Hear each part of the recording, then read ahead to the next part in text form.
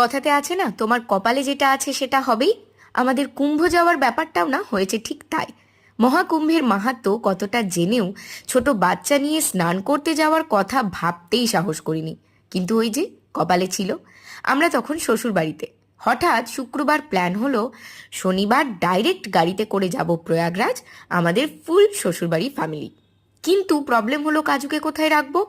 শেষে কাজুকে আমার বাবা আর বোনের কাছে সিউড়িতে রেখে আমার মা, ইভু আর শ্বশুরবাড়ির সবাইকে নিয়ে বেরিয়ে পড়লাম কুম্ভের পথে। তার আগে জেনে নিয়েছিলাম রাস্তায় কেমন জ্যাম। তবে যা শুনেছিলাম তাতে করে ভেবেছিলাম শনিবারই হয়তো ভোরের দিকে ঢুকে যাব। ও বাবা, রাস্তায় জ্যাম দেখে আমাদের মনে হচ্ছিল কেন এলাম। পুরো 4 থেকে 5 ঘন্টা টানা জ্যামে গাড়ি ছিল দাঁড়িয়ে। কিন্তু পুণ্য করতে যাব, আর কষ্ট না করলে হবে, তাই না? তাই শেষমেশ 3 কিলোমিটার হেঁটে করলাম কুম্ভ স্নান।